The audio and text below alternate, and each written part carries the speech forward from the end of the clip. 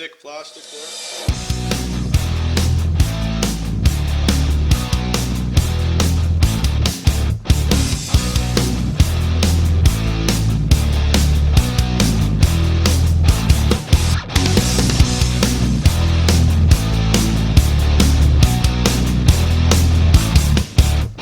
Also, my plastic footwells are going to be changed out for some steel ones. The steel ones are the full throttle product. So we're going to be throwing those on. Alright, the floor footwells are out. Everybody knows how to take those out. Now the bottom part, take the 2 bolts out of the foot peg, and if you want, we could probably reuse them on the full throttle ones, but we'll have to see. The other ones are a little smaller. Okay, now these things right there, there's 2 carriage bolts and 2 on that side, and they're right in the mud. So you gotta dig the mud out, and there's carriage bolts there and there and there and there. On the other side, one of the carriage bolts is right in here, which is underneath the case over there, so you'll have to use just a socket to get at that one. I'll dig these out. 10mm socket underneath and 10mm socket on top. There's a nut on the bottom of these.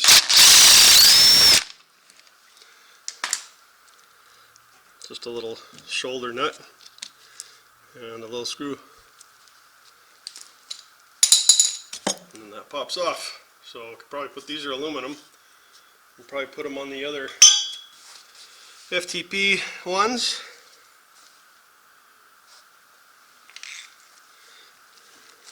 Now we've got to dig these out.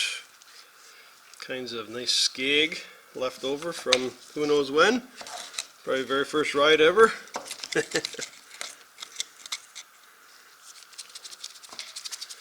And then these, you just hold the carriage bolt from the bottom and keep it pressed up. And you got the same thing, you got a shoulder nut there if you can get it out. A little shoulder nut and the carriage bolt. So we'll hang on to those. I think we'll have to use them to mount the new plates on. The new footwells. So we'll dig out the rest of these and then it should be ready to come off. One good thing about taking these off is you'll never have to clean out this mud and skeg again. It's just a trap.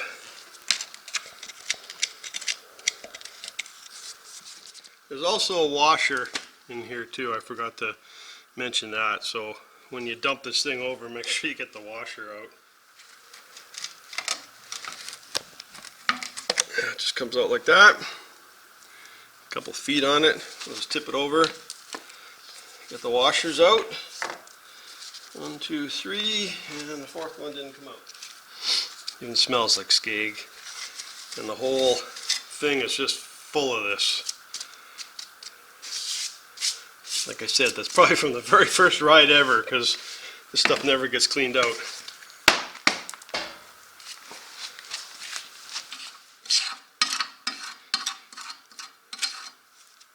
So if it seems I'm always working on this thing, it's because I am always working on this thing. Always something, always something.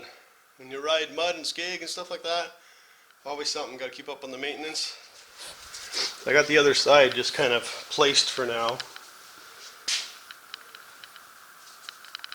Gonna be bolting that onto the plastic, trimming the plastic a little bit. Gonna trim it here, and on the front a bit here.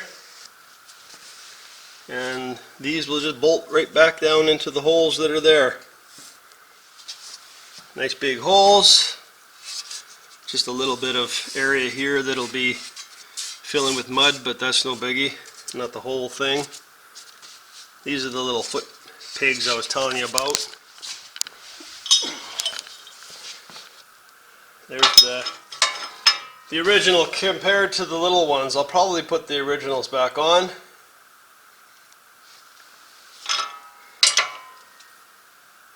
A little nicer. And like I was saying, these get bolted right back down through the brackets.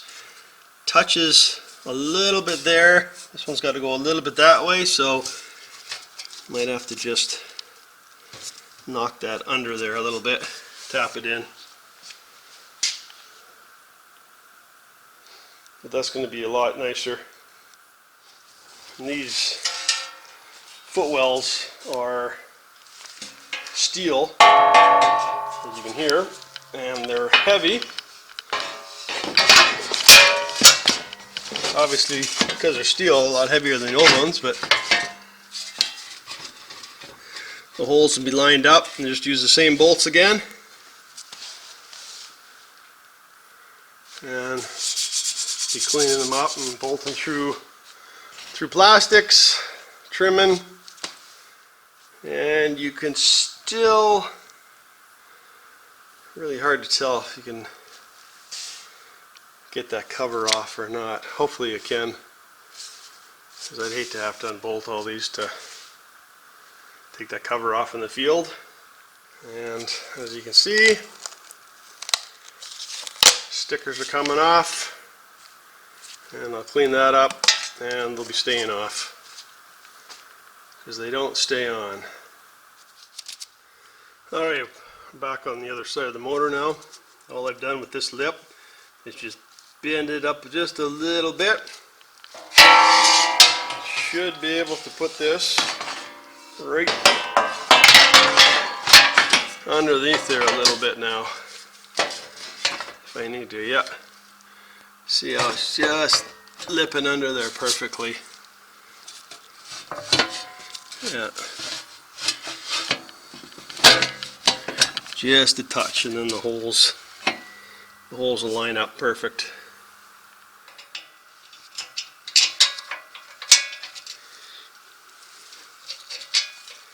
Those come up just enough to grab on like that. I gotta put some Loctite on them though. And you'll find that because this is thinner here than over here, that you'll have more bolt there. Once I crank it down, I'll just trim the bolt off the top of the nut, and it'll sit flush like that one. So all four will just be sitting like that. That way you don't have a bolt hanging down that's going to get caught and ripped off. Got some blue Loctite on there.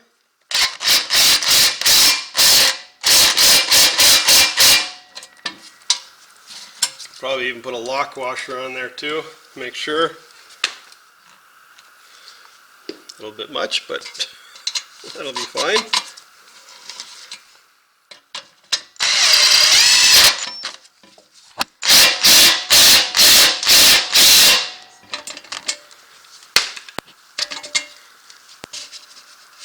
And then I'll just cut the bolt off the top of the nut. And these are the screws and nuts that will go in here. I'll have to drill it out. It looks like a quarter, but I'm going to use a 15/64, just a 64th under a quarter. Make it nice and snug. So we'll put it in place and we'll drill those out.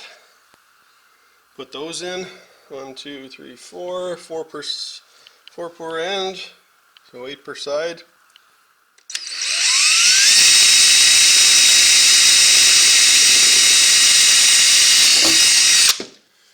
Pretty thick plastic there.